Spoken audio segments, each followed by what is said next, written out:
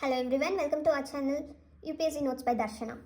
In this video, we are going to deal with the first act that was imposed by the British government for the company in India, that is the Regulating Act of 1773.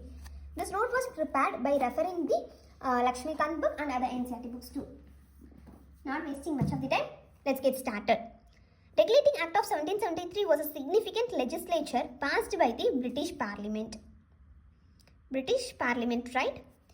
Passed by the British Parliament to address the management and administration of the East India Company in India. Okay, this was the first step taken by the British government to control and regulate the affairs of East India Company in India. Till that, the British government haven't yet involved in the administration or management of the East India Company in India. Just they had given a charter to have a trade rights in the country, but now they had came to control and regulate the affairs of the company. So there might be some reasons for that too, because the primary two reasons were financial crisis and allegation are the two prominent reasons for this act. Okay, East India Company was in a severe financial crisis, so they asked £1 million as a loan from the British government. Till that, they had paid the taxes to the British government, but now they were asking a loan from the British government. So, next is, what is the reason for the financial crisis? Still, the company is in the financial crisis. The employees are in a good condition. The employees were at a good financial status. The government was in a questioning of how it is possible. So they had found that there was a lot of allegation and corruption in the companies. There were a widespread of corruption and inefficiency in the company's administration in Bengal. So there was a need to regulate them. Okay. Some other reasons we can include is defeat of East India Company in the war with the Mysore Hyder Ali in 1769. Okay, this was another reason.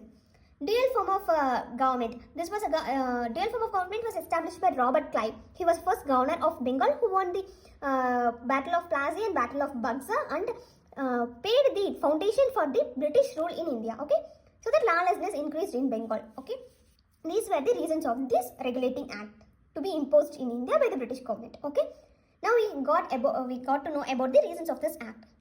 Now we have to understand what are the features of this act. First is Governor-General of Bengal.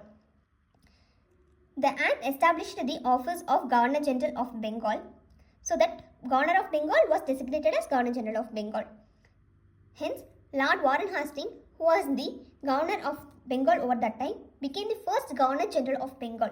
Okay, he was the last Governor of Bengal too. Note this. He was the last Governor of Bengal too. Note this too. Of Bengal. For him, there was an executive council of 4 members to assist him. Okay. Next, the Governor-General was to be assisted by the council of 4 members.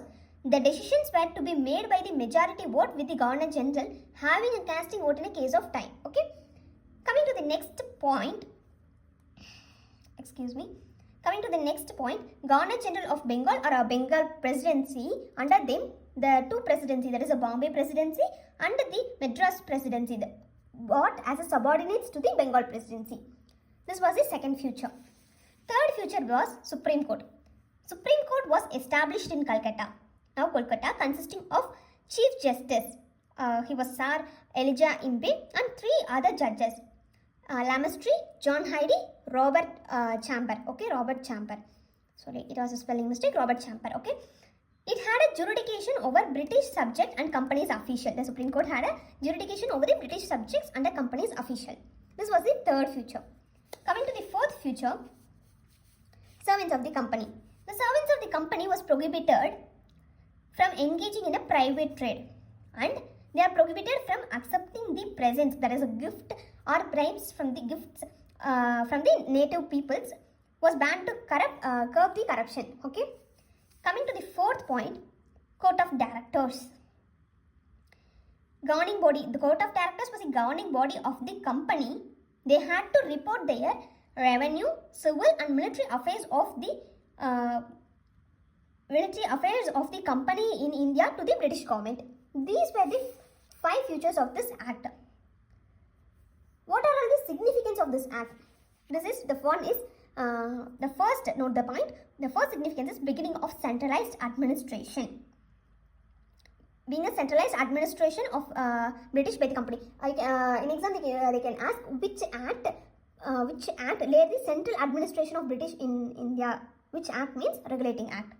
Second point is foundation for future reforms. It laid the foundation for the future legislative and administrative reforms in British India. Okay. Third significance is the establishment of Supreme Court introduced a new judicial system in India. These were the 3 significance of this Regulating Act 1773. If something has a significance, there might be exactly limitations too. What are all the limitations? Primarily, first limitation is the act primarily focusing on the administration of Bengal only. Okay. Second is conflict of authorities. There was a conflict between the Governor-General of Bengal and the Supreme Court. There was a conflict between Governor-General of Bengal and Supreme Court regarding their jurisdiction. Third was resistance and misinterpretation. The act faced resistance and was often misinterpreted by the company's official. The Regulating Act of 1773 was a pioneering step towards the structured governance of British territory in India. Despite its limitation and challenges, it set a precedent for subsequent reforms and gradually establishment of the British rule in India. I think this notes will be sufficiently enough and this video will be most helpful for your preparations. Leave your comment in the comment section and also your feedback in the comment section. If this video finds helpful, don't forget to subscribe our channel and share to the friends who are preparing for commentating examinations. Hope to see you in another video. Until bye.